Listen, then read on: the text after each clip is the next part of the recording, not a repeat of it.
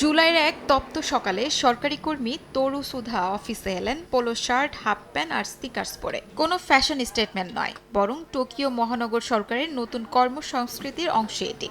প্রচণ্ড গরমে কর্মীদের কোটটাই ছেড়ে হালকা ও আরামদায়ক পোশাক পরতে উৎসাহ দিচ্ছেন প্রশাসন, যাতে তাপের চাপ কমে এবং শীতাতপ নিয়ন্ত্রিত যন্ত্রের ব্যবহারও সীমিত রাখা যায়।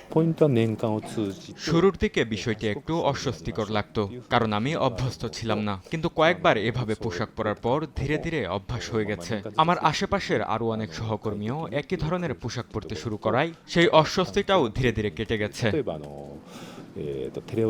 মঙ্গলবার টোকিওর তাপমাত্রা প্রায় ৩৫ ডিগ্রি সেলসিয়াসে পৌঁছায়।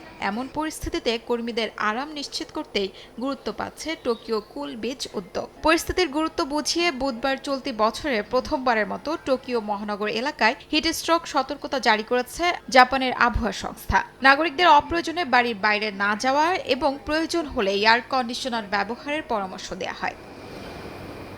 গত বছর ইতিহাসে সবচেয়ে উষ্ণ গ্রীষ্ম পার করেছে জাপান। ২০২৫ সালে গড় তাপমাত্রা ছিল স্বাভাবিকের তুলনায় ২.৩৬ ডিগ্রি সেলসিয়াসের বেশি। তীব্র গরমে ১ লাখেরও বেশি মানুষ হিট স্ট্রোকে আক্রান্ত হয়ে হাসপাতালে ভর্তি হন।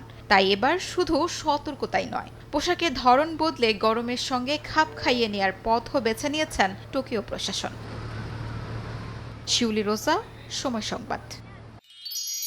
এক মিষ্টি সকাল, কানে কানে কিছু গুনগুনিয়ে বলে যায়, কাছে আয় ভেসে যায় হাজার ফুলের ঠিকানায়, ছুঁয়ে দিয়ে ডুবে যায় সুগন্ধে সেই সীমানায়। তিব্বত লাক্সারি সো, বাংলাদেশের রূপ।